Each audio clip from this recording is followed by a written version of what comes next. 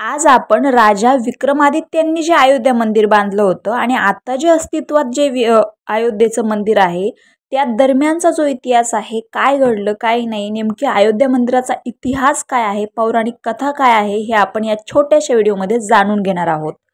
त्रेतायुगात शरयू नदीकिनारी असलेल्या अयोध्या नगरीत श्री विष्णूंचे 7वा अवतार असलेले श्रीरामांचा जन्म झाला होता।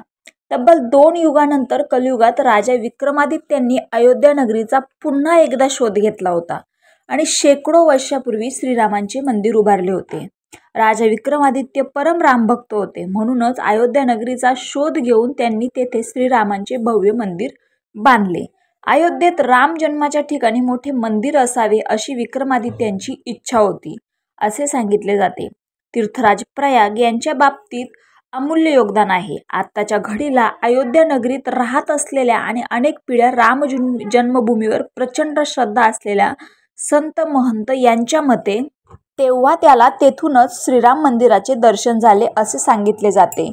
अयोध्येतील भव्य इमारत पाहून मुघल शासक बाबर आश्चर्यचकित होऊन स्तब्ध झाला। त्याने पूर्व दिशेला पाहिले असता त्याला 2 चंद्र दिसले।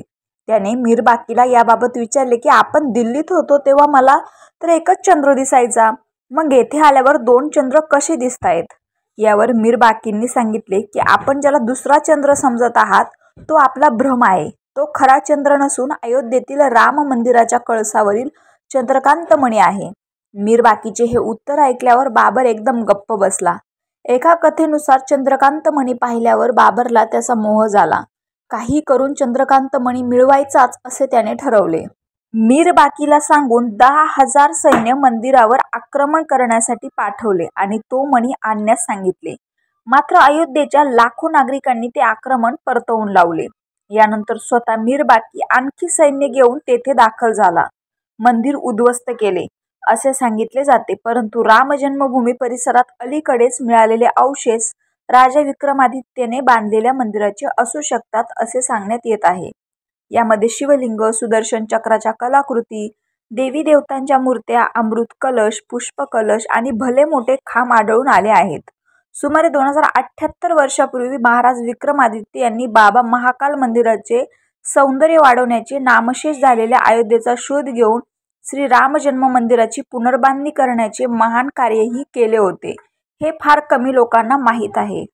बाबरच्या सेनापती मीर बाकी यांनी हिंदू द्वेषातून 1528 मध्ये पाडले होते। अयोध्येत 240 नवीन मंदिरे आणि 60 प्राचीन मंदिरे बांधण्याचे श्रेयही महाराज विक्रमादित्य यांना जाते। बाबरचा सेनापती मीर बाकी याने मंदिर उद्ध्वस्त करून मस्जिद बांधण्याचा प्रयत्न केला होता। विशेष म्हणजे मशीद बांधण्यासाठी त्याच मंदिराचे खांब व बरेच अवशेष वापरले होते। काळ्या कसोटी दगडाने बनवलेल्या खांबावर हिंदू देवदेवतांच्या आकृती कोरलेल्या होत्या। अयोध्येच्या इतिहासात 7 मोक्ष नगरींपैकी अयोध्या ही पहिली नगरी सत्ययुगात महाराज मनूने वसवली होती। शरयू नदीच्या काठावर वसलेले हे शहर 12 योजना म्हणजेच 144 किलोमीटर लांब आणि 3 योजन म्हणजेच 36 किलोमीटर रुंद होते। चक्रवर्ती सम्राट दशरथ यांनी त्याचा विशेष बंदोबस्त केला होता। त्यात सर्व प्रकारच्या बाजारपेठा होत्या। महाराज इक्ष्वाकू, अरण्य, माधंता, प्रसेनजीत, भरत, सागर, अंशुमन, दिलीप, भगीरथ, काकुत्या, रघु, अंबरीश यासारख्या सम्राटांची ही राजधानी होती। भगवान श्री प्रभू रामचंद्र यांच्या आज्ञेनुसार त्याचे मुख्य दैवता हनुमान आहेत। या बांधकामाला खूप विरोध झाला आणि हिंदूंनी अनेक लढायाही केल्या, ज्यात लोकांना प्राणही गमवावे लागले। शेवटची लढाई 1855 मध्ये झाली। या सगळ्यामुळे तिथे मशिदीचा मिनार कधीच बांधता आला नाही आणि इज्जतीसाठी पाण्याची व्यवस्थाही होऊ शकली नाही। प्रसिद्ध जर्मन विद्वान मॅक म्युलर लिहितात की जेव्हा महाराज विक्रमादित्य यांनी अयोध्येचा पुन्हा शोध लावला तेव्हा नागेश्वर हे ठिकाण प्रथम शोधले होते। लोककथानुसार महाकवी कालिदास यांना इथूनच स्त्रीच्या पोटी जन्म घेण्याचा शाप मिळाला होता। महाराज विक्रमादित्य यांनी 240 नवीन मंदिरे बांधली आणि 60 नूतनीकरण केले। जेव्हा महाराज विक्रमादित्य यांनी अयोध्येचा पुन्हा शोध लावला तेव्हा त्यांना प्रथम नागेश्वर मंदिर सापडले।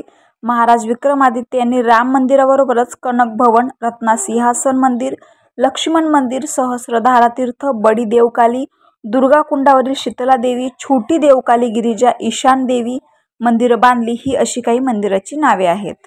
रामकृष्ण हरी।